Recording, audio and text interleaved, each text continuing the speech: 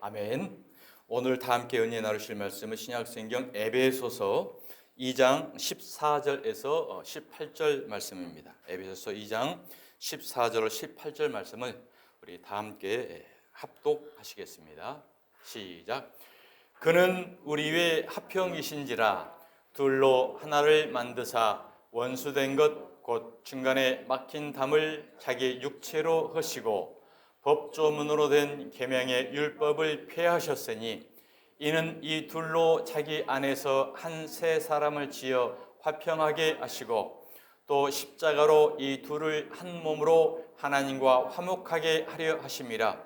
원수된 것을 십자가로 소멸하시고 또 오셔서 먼 데 있는 너희에게 평안을 전하시고 가까운 데 있는 자들에게 평안을 전하셨으니 이는 그로 말미암아 우리 둘이 한 성령 안에서 아버지께 나아감을 얻게 하려 하심이라. 아멘. 아멘. 폭염 가운데에도 주님의 교회에 나오신 여러분의 발걸음 가운데 하나님의 은혜와 평강이 가득하시기를 주님의 이름으로 축복합니다. 이제 덥지 않죠? 시원하죠? 하나님의 은혜와 생수의 강이 넘쳐나는 은혜가 될 줄 믿습니다. 자, 오늘 막힌 담을 모두 허셨네 라는 제목의 시간 함께 은혜를 나누겠습니다. 우리가 찬송도 드렸고 말씀도 받습니다만 예수 그리스도는 우리의 화평이십니다. 화평이라는 말은 히브리어로는 샬롬, 헬라어로는 에이레네입니다. 한번 외국어 공부 좀 하겠습니다. 샬롬, 에이레네. 이게 이제 화평입니다. 화평. 하나님의 화평이라는 것입니다. 인사할 때 샬롬 하면 예수님의 평안, 화평이 있기를 원합니다 라는 의미인 거고, 에이레네 그러면 예수님의 화평이 있기를 원합니다. 에이레네라는 것을 모르면 이제 외런이라고 들을 수가 있겠죠. 그렇습니다. 예수님이 우리의 화평인 거예요. 자, 샬롬은 단지 개인적인 내적 마음의 평안만을 원하는 게 아니고 이제 유대인과 헬라인들, 이방인들 간에 엄청난 큰 장벽이 있었어요. 유대인들은 하나님 앞 성전에 나와가서 예배를 드릴 수 있었는데 이방인들, 헬라인들은 성전에 들어올 수가 없었거든요. 그래서 이스라엘 백성들은 자기들만 택한 백성이었기 때문에 우리만 하나님의 구원을 받는다. 그 나머지들은 불쏘시개다, 괴의 돼지 취급을 했던 거예요. 그런데 예수님이 오셔서 유대인과 이방인과 헬라인 간의 그 장벽, 모든 벽을 다 헐어버리고 누구든지 지성소 하나님 앞에 나갈 수 있는 길이 열리게 된 것입니다. 자, 여러분, 우리 현실에도 우리에도 이제 담이 많이 있죠. 우리 담이. 특히 우리나라 같은 경우에는 지구상의 유일한 분단 국가입니다. 그래서 남북의 장벽, 담이 있습니다. 또 동서의 담이 있죠. 동서의 담. 동서에 참 보이지 않는 담이 참 두텁게 쌓여 있습니다. 그리고 이제 이 좌우의 대립의 담이 엄청 큽니다. 그래서 우리나라는 남북의 담, 동서의 담, 좌우의 담, 이게 우리나라의 가장 고질적인 현상이죠. 그리고 이제 빈부의 격차의 담이 큽니다. 어느 나라보다도. 자, 노사 간의 갈등의 담도 있고요. 대기업과 중소기업의 그 횡포의 담이 좀 말할 수 없습니다. 저도 참 한때 조그만 사업을 운영을 해봤지만은 뭐 제조업체라든지 조그만 업체 입장에서는 대기업에 항의할 수가 없어요. 모든 것은 거기다 따라가야 되는 거, 억울하고 부족하고 이의를 제기할 수 없습니다. 그래서 중소기업과 소기업, 대기업 간에 이와 같은 갈등도 있다. 또 교회도 마찬가지입니다. 교회도 대형 교회와 개척 교회는 굉장한 담이 있습니다.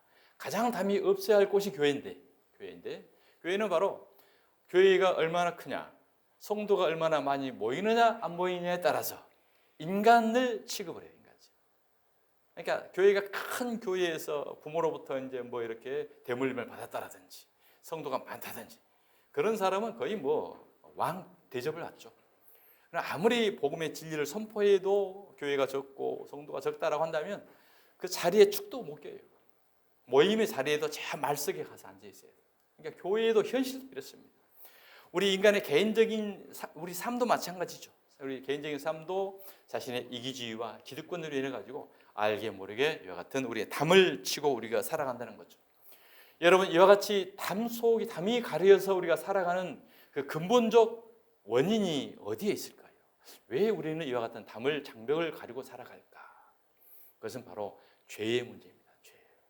근본적 원인은 죄로 인해서 죄로 파생된 그 원인들 때문에 이 사회, 인간 모든 삶 가운데 우리는 갈등의 장벽을 두고 살아간다는 것입니다. 그래서 성경은 죄의 삭은 사망이라고 했습니다. 다 함께 읽겠습니다. 로마서 6장 23절 시작.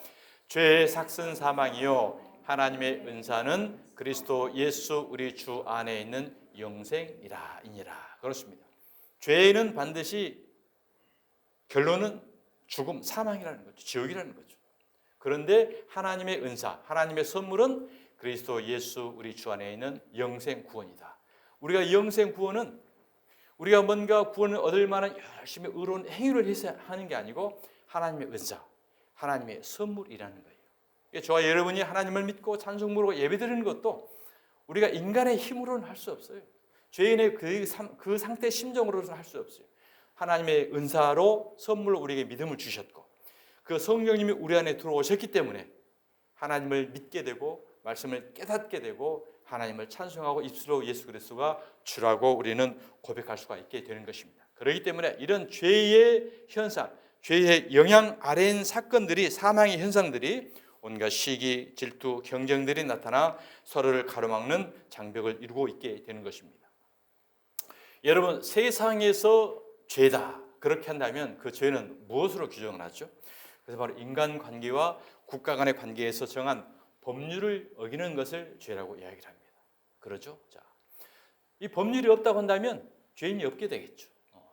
이 모든 규칙이라든지 규례라든지 약속이라든지 이렇게 정해놓는 것, 이것을 어기는 것을 이제 성경은 죄, 인간 세상에서는 죄라고 합니다. 그러나 성경에서는요 그런 것을 죄라고 안 해요. 왜? 그러한 죄들은 어쨌든 물론 현상이긴 한데 다 용서를 받을 수 있습니다. 그런데 성경에서 죄는 뭐냐? 용서받을 수 없는 죄. 바로 예수를 믿지 않는 것을 성경은 죄라고 해요. 자, 왜 예수를 믿지 않는 게 죄인가? 로마서 3장 23절입니다. 시작. 모든 사람이 죄를 범하였음에 하나님의 영광에 이르지 못하더니 그리스도 예수 안에 있는 속량으로 말미암아 하나님의 은혜로 값없이 의롭다 하심을 얻은 자 되었느니라. 자, 지금 모든 사람은 죄를 범한 자예요. 태어나면서부터 죄인으로 태어나요. 그렇기 때문에 하나님의 영광에 이르지 못한 현재적 사건이 된다는 거죠. 거기에서 예수를 믿는 자만 그리스도 예수 안에 있는 속량으로 말미암아 하나님의 은혜로 값없이 의롭다 하심을 얻는 자 되었느니라는 거죠. 그렇기 때문에 예수를 믿지 않는 상태에 있는 사람 다 어디에 속해 있습니까? 모든 사람이 죄를 범해서 하나님의 영광에 이르지 못한 상태에 있다는 거죠. 그렇기 때문에 모든 사람이 죄인인 거예요. 그래서 예수를 믿느냐 안 믿느냐로 죄인이냐 의인이냐라고 성경은 우리에게 규정을 한다는 것입니다. 예수님은 성령께서 오시면요 죄의 본질이 무엇인지 분명히 밝히실 거라고 우리에게 말씀을 하십니다. 요한복음 16장 8절 말씀입니다. 시작. 그가 와서 죄에 대하여 의에 대하여 심판에 대하여 세상을 책망하시리라. 죄에 대하여 함은 그들이 나를 믿지 아니하며. 예수님의 말씀이에요. 예수님께서 그가 올 거야. 그는 바로 성령이야. 예수님께서 십자가에 달려 죽으시고 3일 만에 부활하시고 나는 올라가. 그러나 내 대신 성령님이 오셔. 그분은 시 공간을 초월하시고 그분은 예수를 주로 믿는 자 심령 속에 다 들어가. 여러분 속에 지금 성령님 다 계시는 거예요. 그래서 그 성령님께서 죄에 대해서 의에 대해서 심판에 대해서 우리에게 알게 하시고 책망하신다는 거예요. 그러면서 죄가 뭔가라는 것을 성령님께서 말씀하신 것입니다. 죄에 대하여라면 그들이 나를 믿지 아니하며. 그러니까 죄는 예수를 믿지 않는 게 죄라는 거죠. 왜? 예수를 믿어야 모든 사람의 죄 가운데 빠져내 거기서 건짐을 받는 거기 때문에 이와 같이 말씀을 하고 있는 것입니다. 우리가 현상적인 이 세상에 살아가는 모든 그 외의 것들은 뭐예요? 이 죄의 뿌리에서 나온 열매로 지금 나타나고 있는 거죠. 이게 본질은 뭐예요? 본질은 예수 믿지 않는 거다. 자, 그렇다고 한다면 성경을 통해서 죄의 근본으로 한번 올라가 보도록 하겠습니다. 죄의 근본은 에덴 동산이죠. 하나님께서 아담과 하와를 처음에 만드셨습니다. 그때는 죄를 알지 못했어요. 자, 창세기 한번 돌아보겠습니다. 창세기 2장 21절 시작. 여호와 하나님이 아담을 깊이 잠들게 하시니 잠들매 그가 그 갈빗대 하나를 취하고 살로 대신 채우시고 여호와 하나님이 아담에게서 취하신 그 갈빗대로 여자를 만드시고 그를 아담에게로 끌어오시니 아담이 이르되 이는 내 뼈 중에 뼈요 살 중에 살이라. 이것을 남자에게서 취하였은즉 여자라 부르리라 하니라. 이러므로 남자가 부모를 떠나 그의 아내와 합하여 둘이 한 몸을 이룰지로다. 아담과 그의 아내 두 사람이 벌거벗었으나 부끄러워하지 아니하니라. 자, 다시 돌아보면 하나님이 아담을 깊이 잠들게 했다. 깊이 잠들게 했다. 깊이 잠들게 했다는 것은 죽였다는 거예요. 우리말로. 그래서 성경에 사람이 죽으면 뭐라고요? 잠들은 여자. 그렇죠. 하나님 믿는 사람들은 죽는 게 아니에요. 본식. 아니 이 세상의 모든 사람들은 얼마만큼 살까요? 80년? 90년? 100년? 그것은 보여지는 현상이고 실제로는 영원히 삽니다. 우리 육체의 껍데기를 우리 옷을 벗어버리잖아요. 이게 육체가 벗는 거예요. 그래요. 이 세상의 모든 사람 영원히 살아요. 그 영원히 사는 곳이 어디서 사느냐? 이게 바로 천국과 지옥입니다.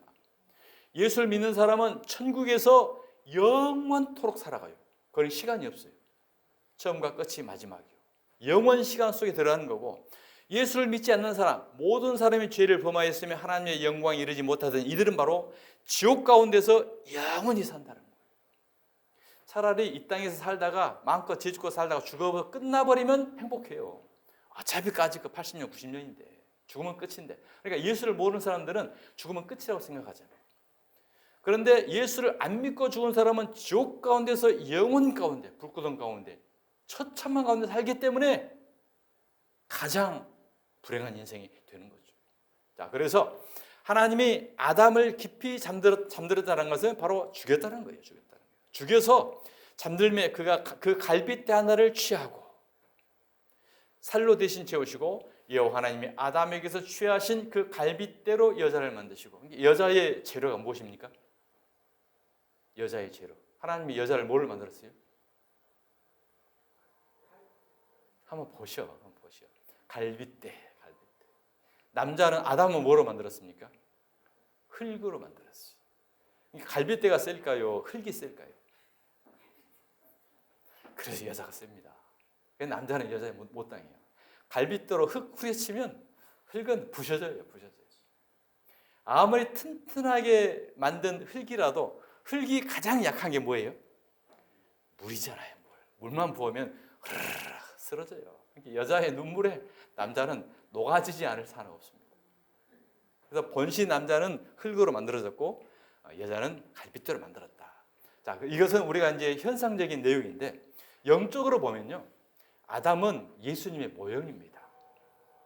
예수님의 모형이 아담으로 나왔고 아담의 갈빗뼈로 만든 하와는 여자잖아요. 성경의 여자는 성도를 말하는 거예요. 그러니까 저와 여러분이 하와예요. 아담이 예수님이고. 그러면 저와 여러분이 뭘로 만들어졌습니까? 예수님의 갈빗대로 우리가 만들었다는 거예요. 자, 그러면 갈빗대는 왜 뭐냐? 우리가 예수님의 보혈의 피로 만들어졌잖아요. 예수님이 십자가에서 죽으실 때 옆구리가 창으로 뚫립니다. 뚫려서 거기 피가 나오죠. 그 피를 통해서 우리는 죄의 사함을 받고 하나님의 천국 백성이 된 겁니다. 그래서 우리는 어떻게 해요? 예수님의 피로 다시 만들어진 하나님 백성들인 거예요. 그런데 왜 성경에는 갈빗대로 만들었다고 한가? 자, 여러분, 인간의 피가 어디서 만들어집니까? 뼈에서 만들어져요. 골수에서 뼈가 만들어져요. 그래서 이 골수에서 뼈가 만들어지기 때문에 성경은 뼈로 하와를 만들었다라는 것은 거기서 뼈에서 생성이 된 피를 통해서 예수님의 보혈의 피를 통해서 우리가 만들어진 거예요. 그래서 갈빗대는 바로 예수님의 피다라는 거예요. 이것은 영적으로 우리가 다시 깊이 해석에 들어가야 되는 것입니다.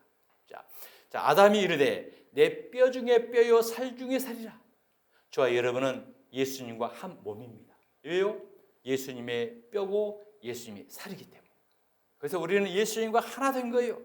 비록 우리가 육체를 안고 있지만 육체의 껍데기를 벗어버리면 예수님과 한 연합을 이루는 한 몸으로 우리는 작은 예수가 되는 거예요. 이 예수가 되어져서 우리는 천국 가는 거예요. 천국은요, 예수 아니면 못 들어갑니다. 그래서 예수가 먼저 갔고 천년명을 갖고 저와 여러분이 예수를 화돼서 지금 가는 거죠. 성화돼 가는 겁니다.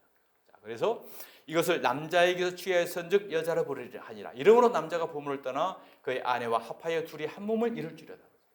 남자가 부모를 떠나 예수님이 아버지를 떠나 이 땅에 내려오신 거죠. 그래서 그의 아내와 합하여 저와 여러분과 합하여 한 몸이 된 겁니다. 저와 여러분과 합하여 예수님이 십자가에 올라가신 거예요. 십자가에 올라가셔서 예수님이 죽으실 때 합해진 저와 여러분이 죽은 겁니다. 그리고 예수님이 3일 만에 부활하실 때 합해졌던 저와 여러분이 그때 다시 태어난 거예요. 그렇기 때문에 모든 사람이 죄를 범하여 하나님의 영광에 이르지 못하더니 이 과거는 예수님이 십자가에 죽으시고 부활하실 때 우리는 다 사라지고 그리스도의 하나님의 은혜와 영광으로 우리는 이미 천국 백성이 된 줄 믿으시길 바랍니다. 아직은 우리가 육체를 입고 있어요. 하나님의 구원을 믿지 못하는 사람은 똑같이 입고 있어요. 그러나 우리의 영혼이 다르다는 거죠. 우리의 영혼은 이미 천국 백성이고 예수를 믿지 않는 세상 저들은 아직 지옥 갈 그 상태로 지금 그대로 있는 겁니다. 자, 아담과 그의 아내 두 사람이 벌거벗었으나 부끄러워하지 아니하라. 벌거벗었다는 것은 수치를 뜻하는 거잖아요. 죄와 허물 수치가 있음에도 불구하고 부끄러워하지 않아요. 왜? 선악을 판단할 수 있는, 수치를 판단할 수 있는 그때는 기준이 없었기 때문에. 그래서 천국에는 모든 사람이 율법이 폐해버리기 때문에 우리는 죄가 없는 자로 우리가 천국에 들어간다는 것입니다. 자, 벌거벗으나 부끄러우지 아니하나 죄로 규정하는 선악의 판단 기준이 없다는 것입니다. 자, 그런데 선악과를 따먹고 난 이후에 갑자기 상황이 다 변화됩니다. 자, 보시겠습니다. 시작. 창세기 3장 6절. 여자가 그 나무를 본즉 먹음직도 하고 보암직도 하고 지혜롭게 할 만큼 탐스럽기도 한 나무인지라. 이제 탐심이 들어가는 거예요. 여자가 그 열매를 따먹고 자기와 함께 있는 남편에게도 주매 그도 먹으니라. 열매를 누가 따먹었습니까? 여자가 따먹었어요. 여자는 누구예요? 저와 여러분. 저와 여러분이 열매를 따먹고 그 다음에 이 열매를 누구에게? 예수에게 준 겁니다. 아담에게 준 겁니다. 그러니까 이 열매를 따먹었다는 것은 우리 죄예요. 죄. 허물과 죄예요. 우리가 많은 죄를 범하게 되고 이 죄를 안고 이제 이 죄를 예수에게 전가시켜 준 거예요. 이에 그들이 눈이 밝아져 자기들이 벗은 줄을 알고 이제 알죠. 아까는 벗은 줄 몰랐죠. 이제는 알죠. 무엇 때문에 알게 됐습니까? 선악과를 먹었기 때문에 알잖아요. 자, 무화과나무 잎을 엮어 치마로 삼았더라. 이제 처음에는 벗은 줄 몰랐는데 선악과를 먹고 나니까 자기들이 벗은 줄 알았어요. 수치, 허물과 죄 알았어요. 그래서 가립니다. 뭘로요? 무화과 잎을 엮어서 치마를 엮어서 가렸다. 최초의 옷이 여기서 등장합니다. 이 무화과 잎은 뭐예요? 바로 율법을 말합니다. 율법, 윤리, 도덕, 행위를 말해요. 그래서 세상의 사람들은요 열심히 착한 일을 합니다. 열심히 구제도 하고요, 선한 일도 하고 열심히 일을 해요. 이것이 뭐예요? 모든 사람이 죄를 범하였으면 하나님의 영광에 이르지 못하는 것을 덮고 있는 거예요. 그게 바로 인간의 인본주의, 윤리. 그러니까 세상 가운데에서 예수를 믿지 않은 상태에서 아무리 선한 일을 착한 일을 해도 그게 뭐예요? 무화과 잎을 가릴 뿐이에요. 잠시 가릴 뿐이에요. 무화과 잎알이 이 떼약볕 같은 데는 한 2시간만 째면 어떻게 해요? 낙엽이 바삭바삭해서 떨어집니다. 바람으로 쑥 날아져요. 그럼 다시 나와요. 바로 이와 같이 무화과 잎을 엮어 치마로 가리는 행위가 하나님 앞에 나와서 윤리, 교훈, 도덕, 행한 착한 일 하자 이런 거예요. 이런 걸로 예배 드린다는 것은 무화과 잎을 가릴 뿐이에요. 햇빛 쬐면 다 없어지는 거예요. 자, 그렇다고 한다면 여호와 하나님이 아담과 그의 아내를 위하여 무슨 옷을 입혀 지었더라? 가죽옷을 지어 입히니라. 가죽옷. 아담과 하와가 이제 계속 숨어 있는 거예요. 무화과 잎을 가리고 숨어 있다가 또 말라버리고 숨어 있다 말라버려. 부끄러우니까. 그런데 하나님이 그걸 찾아갑니다. 찾아가서 양을 잡아서 가죽옷을 만들어서 그들의 옷을 딱 입혀줘요. 그러니 수치가 완전히 가려지죠. 이 가죽옷은 영구적입니다. 이것이 뭐예요? 바로 어린 양이신 예수 그리스도를 죽여서 그 예수로 말미암아 우리의 모든 허물과 죄를 가려줬고 덮여줬다는 거예요. 그래서 우리는 예수 그리스도 옷, 이 가죽옷을 입어야만이 우리의 모든 허물과 죄가 가려지게 되고 덮어지게 되고 영원한 영생 가운데 이르게 됨을 믿으시길 바랍니다. 그러니까 에덴 동산에 선악과 따먹고 따먹었으니까 주고 안 따먹었으니까 이게 아니에요. 윤리교훈 도덕으로 왜 말 안 들었어 이게 아니에요. 바로 거기서 예수와 하나님의 성도와 예수 그리스도 이 성경은 전부 예수를 기록해 놓은 거예요. 그러니까 문자적으로 그대로 보면 소설이에요. 이스라엘 역사뿐이 안 돼요. 이 가운데에 예수 그리스도의 하나님의 구속사를 영적인 눈을 열어서 봐야 진정한 하나님이 우리에게 뭘 말하는가 이것을 우리는 깨닫게 된다는 거죠. 선악과를 먹기 전과 먹기 후의 모습, 먹기 전에는 벗었으나 부끄러우지 아니했다. 죄를 알지 못했다는 거죠. 자, 먹은 후에는 벗은 줄 알고 그 무화과 잎을 엮어 치마로 삼았다는 거죠. 여기 우리가 유추해 볼 게 있어요. 그렇다고 하면 그 선악과의 열매는 무슨 나무였을까라는 것을 우리가 상상을 해볼 수 있다는 거죠. 많은 사람들이 사과였다, 아니면 뭐 엄청난 맛있는 나무였다라고 하는데 오늘 무화과 잎을 엮었다는 것을 보면 바로 무화과 나무였을 거라고 우리는 추측해 볼 수 있습니다. 저는 반드시 무화과 나무였다고 생각을 해요. 자, 성경의 무화과 나무는 뭘 말하냐면은 이스라엘 백성을 상징하는 무화과가 이스라엘의 상징적 꽃이잖아요. 무화과 말 그대로 꽃이 없는 과일. 무화과는 우리가 열매 먹잖아요. 근데 이게 열매가 아니고 꽃이에요. 꽃 수술이 안으로 들어가 가지고 꽃이 뒤집어진 게 무화과예요. 이게 바로 유대인들, 이스라엘 백성들만 외식하는 자를 말해요. 외식하는 자. 꽃도 아니면서 열매도 아니면서 열매인 척해요. 속이 다 뒤집어진다는 거죠. 이게 바로 율법을 말하는 겁니다. 율법, 무화과는. 자, 그렇다고 한다면 에덴 동산의 선악과는 뭐겠어요? 율법이라는 거죠. 율법을 통해서는 우리는 의를 이룰 수 없다. 율법을 통해서는 죽는다는 것을 하나님이 우리에게 말씀해 주신 겁니다. 자, 로마서 7장 7절을 보겠습니다. 시작. 그런즉 우리가 무슨 말을 하리요? 율법이 죄냐? 그럴 수 없느니라. 율법으로 말미암지 않고는 죄를 알지 못하였으니. 자, 이들이 처음에는 죄를 몰랐어요. 그런데 어느 순간에 죄를 알았어요. 무엇을 먹고 알았습니까? 선악과를 먹고 알았죠. 자, 여기서 뭐죠? 율법으로 만지 않고는 죄를 모른다고 하잖아요. 율법이 없으면 죄를 몰라요. 그러니까 그 선악과를 먹었다는 것은 율법을 범해서 율법을 통해서 자신들의 죄를 깨달았다는 거예요. 곧 율법이 탐내지 말라 하지 아니하였더라면 내가 탐심을 알지 못하였으리라. 그러나 죄가 기회를 타서 계명으로 말미암아 선악과로 말미암아 내 속에서 온갖 탐심이었죠. 하와가 그 보고 먹음직도 하고 보암직도 하고 지혜롭고 함락하고 탐스럽기도 한 나무인지라고 생각했잖아요. 그래서 따먹었잖아요. 이 탐심이 하와의 마음권에 들어가게 된 것입니다. 자, 이는 율법이 없으면 죄가 죽은 것입니다. 전에 율법을 깨닫지 못했을 때에는 선악과를 먹기 전에는 죄를 알지 못했더니 내가 살았더니 선악과를 먹고 나니 계명의 이름에 그 열매를 따고 죄는 살아나고 나는 죽었도다. 그렇습니다. 그렇기 때문에 선악과는 바로 하나님께서 뭘 설명을 하려고 창세기에 미리서부터 이야기냐면은 신약의 전부가 나와 있는 율법과 복음의 관계를 설명하려고 이미 창세전에 처음부터 생명나무와 선악과, 율법과 복음 이것을 먼저 우리에게 대두를 남겨준 것입니다. 하나님께서 선악을 알게 하는 나무를 먹으면 반드시 죽는다고 했어요. 자, 보십시다. 창세기 2장 17절 시작. 선악을 알게 하는 나무의 열매를 먹지 말라.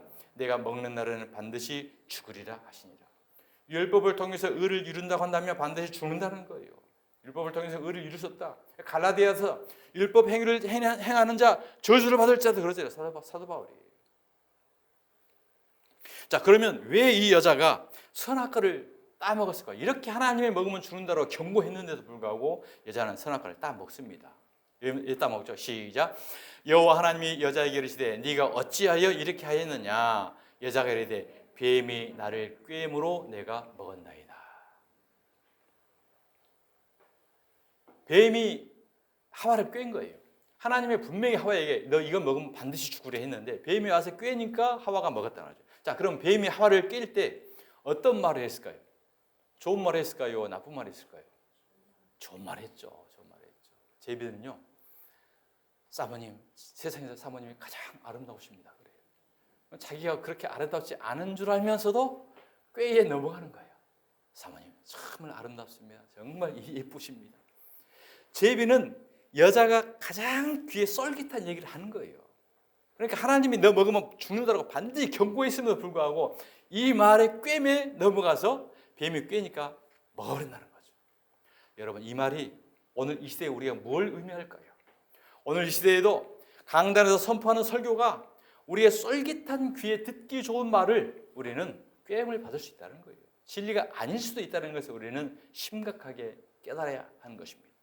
복받은 너는 위대한 사람이야, 너는 사랑받는 사람이야, 너는 축복받는 사람이야, 모든 것이 잘 될 거야. 기복이야. 이 모든 하나 우리가 듣기에 쫄깃한 말을 다 주잖아요. 제비가 사모님을 속이고 있는 거예요. 그러면 그 말을 받고 우리는 선악과를 먹습니다. 이게 바로 율법을 행해야 되잖아요. 그 율법을 행하라는 거거든요. 이것이 바로 우리는 뭐예요? 저주받을 질, 반드시 죽는 길로 우리가 가게 되는 것입니다. 자, 뱀은 어떻게 해서 꽂혔냐? 자, 창세기 3장 4절 시작. 뱀이 여자에게 이르되 너희가 결코 죽지 아니하리라. 너희가 그것을 먹는 날에는 너희 눈이 밝아져 하나님과 같이 되어 선악을 알 줄 하나님이 아심이라.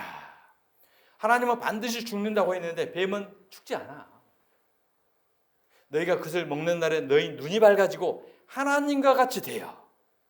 이 말에 넘어가지 않을 성도가 없다는 거죠. 이 말에. 우리는 교회 가서 목사가 이렇게 하면 은사 받고 능력 받고 너도 하나님 같이 될 수 있어 하면 그걸 하기 위해서 주의 종들이라든지 목사들이 다 목을 맵니다. 목을 맵니다. 뭐 같이 되려고요? 하나님 같이 되려고. 이게 가장 큰 죄인 줄도 모르고. 하나님은 반드시 죽는다고 했는데 사탄은 죽지 않아. 그러면 이 뱀이 누구냐? 뱀이 바로 사탄이라는 거죠. 마귀라는 거죠. 자, 이사야 보겠습니다. 이사야 14장 12절 시작. 너 아침의 아들 계명성이여 어찌 그리 하늘에서 떨어졌으며 너 열국을 엎은 자여 어찌 그리 땅에 찍혔는고 네가 내 마음에 이르기를 내가 하늘에 올라 하나님의 뭇별 위에 내 자리를 높이리라. 내가 북극 지폐의 산 위에 앉으리라. 가장 높은 구름에 올라가 지극히 높은 이와 같아지리라 하는도다. 그러나 이제 내가 수월 곧 구덩이 맨 밑에 떨어짐을 당하리로다. 어찌 그리 하늘에서 떨어졌냐? 내가 하늘에 올라 하나님의 뭇별 위에 내 자리를 높이리라. 하나님같이 되려고 하잖아요. 가장 높은 구름에 올라가 지극히 높은 자와 같아지리라. 지극히 높은 자가 하나님입니다.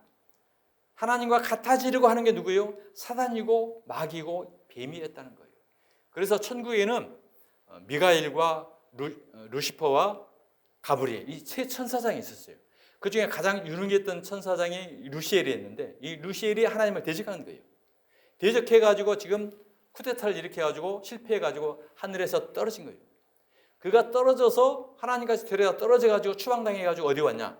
공중권세자 이 세상으로 내려봅니다. 사탄이. 그래서 이 사탄이 세상에 내려가지고 세상을 지금 지배하는 세상이 되어버린 거예요. 자, 예수께서 이르시되 사탄이 하늘로부터 번개같이 떨어지는 것을 내가 보았노라. 사탄이 하늘에서 떨어진 추방당해서 떨어진 거예요. 자, 계시록 12장 9절 큰 용이 내쫓기니 옛뱀 곧 마귀라고도 하고 사탄이라고도 하며 온 천하를 꿰는 자라. 그가 땅으로 내쫓기니 그의 사자들도 그와 함께 내쫓기니라. 그러니까 에덴 동산의 이 뱀이 누구였어요? 사탄이었던 거예요. 마귀였던 거예요. 온 천하를 뭐 한다고요? 꿰는 자라, 꿰는 자라. 뭘로요? 가장 좋은 말로. 너도 하나님까지 될 수 있어. 죽지 않아. 잘 될 거야. 모든 것이 기복의 말로 지금 하나님의 백성들을 꿰고 있는 거예요. 그런데 그의 사자들도 그와 함께 쫓기니라. 그의 사자가 누구예요? 악령들이죠. 귀신들이에요. 귀신. 그러니까 하나님의 백성들은 성령님이 우리 안에 내주하시잖아요. 그런데 이 사탄의 추종자들은 이 사탄의 사자들, 귀신들이 역사해가지고 복음의 진리를 깨닫지 못하게 해요. 그리고 이 달콤한 꾀임의 소리로 빠게 해요. 그것이 진짜 하나님을 믿는 것이라고 속게 만든다는 거죠. 자, 그러면 그 사자들이 누구냐? 거짓 목사들입니다. 오늘 이 시대에 가짜 목사들이에요. 가짜 목사들이 형편없는 모습일까요? 광명의 천사일까요? 광명의 천사입니다. 그의 본질은요, 하나님 같이 되려는 자거든요. 그러니까 어마어마하게 하나님 같은 목회를 해요. 그런데 그가 하는 그 내용은 뭐예요? 사탄의 역사, 꾀임의 역사를 하고 있다는 거죠. 자, 그렇다고 하면 오늘 이 시대에 어마어마하게 큰 능력으로 사탄의 그 사주를 받은 그의 사자들이 하는 짓, 이것을 한번 봅시다. 어떤 건가? 데살로니가 후서 2장 8절입니다. 그때에 불법 환자가 나타나리니 주 예수께서 그 입의 기운으로 그를 죽이시고 강림하에 나타나심으로 폐하시리라. 여기서 마지막에 그렇게 분명히 폐할 거라고 경고합니다. 자, 악한 자의 나타남은 사탄의 사자들이에요. 사탄의 활동을 따라. 악한 자의 나타남은 어디요? 사탄의 활동을 따라. 그들이 밖에서 지금 활동할까요? 교회 안에서 활동할까요? 교회 안에서 활동합니다. 사탄의 활동을 따라 모든 능력과 표적과 거짓 기적과 불의의 모든 속임으로 멸망하는 자들에게 있으니 이것이 뱀이 하와를 꿰어가지고 선악과를 먹게 한 거예요. 지금 이집트로 광명의 천사를 짓고 교회 안에서 기도원에서 산 위에서 이걸 하는 거예요 지금. 그러니까 많은 사람들이 보여지니까 거기 가잖아요. 이게 멸망을 받을 자들인 거예요. 모든 속임으로 멸망하는 자들에게 있다는 거예요. 그게 추정되는 누구예요? 멸망당할 자들이라는 거예요. 이는 그들이 진리의 사랑을 받지 아니하여 구원함을 받지 못합니다. 진리의 사랑이 무엇입니까? 진리는 예수 그리스도입니다. 예수님의 진리의 사랑은 무엇이에요? 바로 십자가 사랑입니다. 예수님이 자기의 십자가를 자기를 죽임으로 저와 여러분의 모든 허물과 죄를 씻고 구원받는 이 진리의 사랑, 이것만이 우리의 복음이고 생명이라는 사실을 믿으시기 바랍니다. 주의 종들, 주의 백성들이 은사 받았다, 능력 받았다, 기적 나타났다, 표적 나타났다, 나타납니다. 왜요? 누구 때문에요? 사탄의 활동을 따라. 사탄의 활동도 사탄도 어마어마한 능력자예요. 이방 종교인들도요, 기적, 표적, 죽었다 살아나고 이런 거 많이 해요. 왜? 사탄의 활동을 따라. 그런데 이건 뭐예요? 모든 불의의 속임이라는 거죠. 그들의 진리의 사랑을 구원받지 못한다는 거예요. 이러므로 하나님이 미혹의 역사를 그들에게 보내사 하나님이 다 보내놓은 겁니다. 하나님. 큰 교회, 위대한 목사, 유명한 목사, 이 껍데기를 보고 가면 다 망할 수 있는 거예요. 왜? 하나님이 보내놨어요. 하나님이 보내놨어요. 너희들은 진리를 보고 따라가냐? 외형 껍데기 목사 보고 따라가냐? 이걸 지금 걸르려고 하나님이 보내놨다는 거예요. 하나님이 미혹의 역사를 그들에게 보냈습니다. 왜 보내냐? 거짓 것을 믿게 하심은 진리를 믿지 않고 불의를 좋아하는 모든 자들로 하여금 심판받게 하려 하십니다. 그러니까 우리가 능력이고 기대하고 바라고 표적 능력 많은 추정하고 한 70년대, 20, 30년 동안 대한민국 기독교가 폭풍처럼 휩쓸려 다녔던 상태가 뭐예요? 바로 저거예요. 저기에다 휩쓸려 다녔던 거예요. 강단에서 능력, 기도원에서 산에서 표적 기적 능력 행하잖아요. 여기에 모든 기독교가 휘몰아 간 겁니다. 그런데 뭐예요? 진리를 믿지 않고 불의를 좋아하는 모든 자들을 심판받게 하려 하십니다. 하나님이 보내놨다는 거예요. 하나님. 그래서 사도 바울은 갈라디아서 이와 같이 말씀합니다. 갈라디아서 1장 6절입니다. 시작. 그리스도의 은혜로 너희를 부르신 이를 이같이 속히 떠나 다른 복음을 따르는 것을 내가 이상하게 여기노라. 다른 복음을 없다. 다만 어떤 사람들이 너희를 교란하여 꿰어 그리스도의 복음을 변하게 하려 하십니다. 분명히 깨달아 주셨죠? 이게 확신이 있는 사람은 아무리 죽었다 살아나도 안 갑니다. 사람이 죽었다 살아나도요, 또 죽어요, 좀 있다가. 그러니까 진리가 아니잖아요. 병이 걸려서 나을 수 있어요. 그래서 또 병 걸려요. 이것은 현상일 뿐인 거지 진리의 복음이 아니라는 거예요. 이런 것들로 많이 미혹하잖아요. 거기에 지금 대부분 기독교인들이 다 거기에 매몰되어 있습니다. 목회자도 마찬가지고 성도들 마찬가지고. 갈라디아서 3장 1절 어리석도다 갈라디아 사람들아 예수 그리스도께서 십자가에 못 박히신 것이 너희 눈앞에 밝히 보이거늘 누가 너희를 꾀더냐. 뱀이 꾀입니다. 뱀의 혀는 두 개예요. 때로는 복음도 말해요. 왜 율법과 복음을 같이 말해요? 뭐예요? 가장 우리가 속기 좋게, 듣기 좋게. 율법과 복음을 섞어서 뱀의 혀는 두 개이기 때문에 이 같이 말하는 게 우리를 꾀다는 거예요. 그러나 하나님은 이런 뱀의 원수 관계를 끝내실 약속을 이미 창세기에 말씀해 놓고 계십니다. 창세기 3장 15절 시작. 내가 너로 여자와 원수가 되게 하고 내 후손도 여자의 후손과 원수가 되게 하리니 여자의 후손은 내 머리를 상하게 하실 것이요 너는 그의 발꿈치를 상하게 할 것이니라. 이 사건은 십자가의 사건입니다. 뱀이 여자의 후손은 예수를 말하는 거거든요. 이게 너는 사탄이에요. 사탄 너는 여자와 원수가 되게 우리가 원수 그러니까 사탄이 우리가 원수예요. 계속 우리를 꼬실 거예요.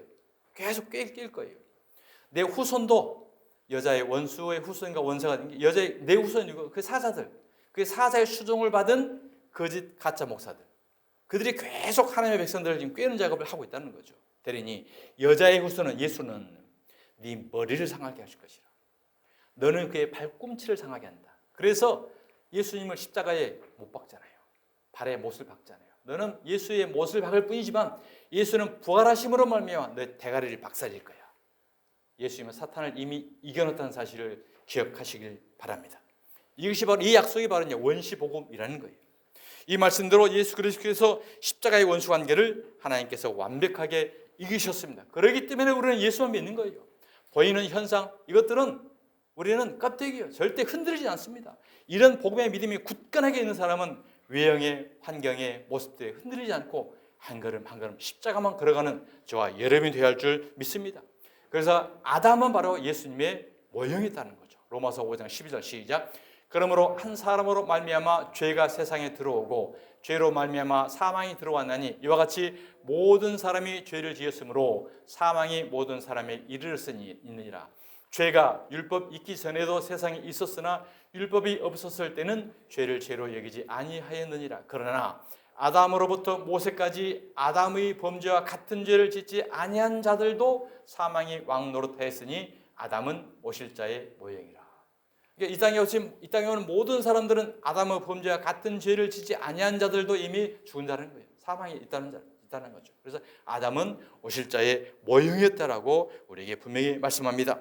십자가에 달리신 예수는 정죄받으시고 부활하신 예수님은 속죄를 이루십니다. 그래서 십자가에서 예수께서 정죄와 속죄 이것을 완벽하게 충족을 다 이뤘던 것입니다. 자, 에베소 3장 2장 13절 이제는 멀리 있던 너희가 그리스도 예수 안에서 그리스도의 피로 가까워졌느니라. 그리스도의 피는 유대인과 이방인과의 원수된 것을 십자가로 소멸하시고 이 수평적 관계를 이룹니다. 그러니까 저와 여러분이 우리 삶 가운데 이제 우리는 이방인이었는데 하나님의 성전에 갈 수 없는 자였는데 이미 예수님께서 담을 허렸기 때문에 우리도 하나님 앞에 담대하게 할 수 있게 된 거예요. 하나님과 원수된 것을 십자가로 해결하십니다. 이는 하나님과 우리는 예수를 믿기 전에 원수 관계였어요. 왜? 죄 때문에. 하나님은 죄를 가장 싫어하기 때문에. 이내 예수로 인하여 하나님과 우리의 원수 관계가 무너졌다, 해결됐다라는 것을 우리에게 말씀합니다. 일제강점기 초기에 때요 한국 교회에 신분을 초월한 평등 정신이 실제로 어떻게 구현된 것을 보여주는 대표적 사건이 있습니다. 이것은 바로 이제 전라북도 김제 금산면에 있는 기역자 교회라고. 기역자 교회 들어보셨어요? 들어보셨죠? 바로 금산 교회입니다. 1905년에 미국 선교사가 지은 한옥 교회인데 유교적 교리로 남녀 7세 부동석 이것을 적용을 해가지고 교회 안에다가 교회를 기역자로 만들어놓은 거예요. 그림만 보실래요?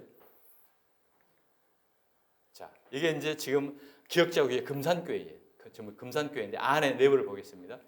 내부는 이게 기역자입니다. 강대상이 여기 있고 이렇게 기역자로 해가지고 서로가 못 보게 돼 있어요. 여기는 양반이 있고 여기는 상놈이 있고 여기는 남자가 있고 여기는 여자가 있고. 우리나라에도 지금 불과 얼마 전에 있었던 현상이에요. 자, 이렇게 이제 설교를 했던 거예요, 양쪽으로.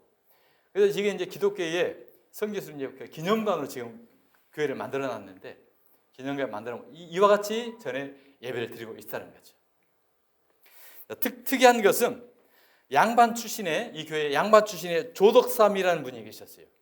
그리고 그 조덕사 양반의 그 지주의 마부였던 이자익이라는 사람이 있습니다. 두 사람 관계가 있었어요. 자, 그런데 조덕삼은 금산 지역의 지주였고 독실한 기독교인이었습니다. 그래가지고 금산교회를 설립자이기도 해요. 이 조덕삼은 자신의 마부인 이자익을 전도합니다. 그러니까 마부가 종이 이제 머슴이 전도해가지고 교회를 왔어요. 교회를 와가지고 기독교에 이제 가운데 신자가 됐습니다. 이들은 교회를 열심히 다녔습니다. 그러다 이제 성도들이 많이 불어나니까 나중에 교회에서 장로 선출하게 됐어요. 장로 선출하기가 투표를 했는데 이 머슴 마부 이자익이 장로로 선출된 거예요. 그러니까 사람들이 난리 났습니다. 큰일 났다. 조덕삼이가 장로가 돼야 되는데 이자익이 장로가 돼버렸으니 이제 조덕삼은 큰일 났다. 이자익 저것도 큰일 났다. 어떻게 우리가 교회에서 이제 이 신앙생활을 하냐 난리 났던 거예요. 그때 이 조덕사미가 했던 말이 있습니다. 교회는 세상의 신분을 따지지 않습니다. 하나님의 뜻이면 마땅히 그리 돼야 합니다. 그리고 그는 기쁘게 이 자익을 장로 선출로 인정을 합니다. 그 후 그는 교회에서 평신도로 일평생 헌신합니다. 그리고 이 자익을 장로로 존중을 합니다. 자기의 마부 머슴인데도. 이 자익은 장로로 직을 잘 수행한 이후에 1920년에 감리교 최초의 평신도 목사가 또 돼요. 이 모든 뒷바라지를 조덕사미가 다 했던 거예요. 하나님 앞에 모든 사람은 평등하다는 신앙의 실천 사례로 지도자 품격을 보여주는 대표적인 우리 사례입니다. 권력을 내려놓고 하나님의 뜻에 순종한 조덕사미의 신앙과 인격은 후대인 저와 여러분에게 큰 귀감이 되고 있습니다. 사랑하는 주님의 성도 여러분, 저와 여러분 우리 인생에도 사람과 사람 사이, 민족과 민족 사이, 심지어 하나님과 우리 사이에도 막힌 담이 존재합니다. 우리가 하나님께 가까이 나아가지 못하는 이유는 무엇입니까? 우리가 죄책감, 수치심, 상처, 두려움으로 인한 죄의 담, 원망의 담, 상처의 담, 차별의 담, 무관심의 담이 굳게 서 있기 때문입니다. 그러나 예수 그리스도께서 이 모든 막힌 담을 자기 육체로 십자가에서 허무셨다는 사실을 믿으시길 바랍니다. 이 모든 담을 허물어 버리고 저와 여러분의 진정한 참 평안을 주신 줄 믿습니다. 아멘. 야고보서 14장 27절 시작. 평안을 너희에게 끼치노니 곧 나의 평안을 너희에게 주노라. 내가 너희에게 주는 것은 세상에 주는 것과 같지 아니하리라. 너희는 마음에 근심하지도 말고 두려워하지도 말라. 아멘. 아직 내 안에 담이 남아있지는 않습니까? 혹시 아직도 하나님 앞에 나가기를 망설이고 계신 분 계십니까? 혹시 누군가에 대한 미움, 상처, 차별의 담을 안고 있는 분이 계십니까? 하나님께서 이 시간 우리에게 말씀하십니다. 말씀을 들으시고 믿으시면 아멘으로 화답하시길 바랍니다. 내가 너의 모든 담을 십자가로 허물었노라. 아멘. 나의 평안을 너에게 주노라. 아멘. 기도하겠습니다. 하나님 아버지, 제 안에 쌓여있던 담을 보게 하시고 예수님의 십자가로 모두 무너뜨려 주시옵소서. 이제는 하나님과 담대히 교제하고 사람들과 사랑하며 살아가게 하옵소서. 진정한 화평은 예수님 안에 있음을 믿습니다. 예수님이 주신 참된 평안으로 근심하지도 두려워하지도 않게 하여 주옵소서. 예수님의 이름으로 기도드립니다. 아멘.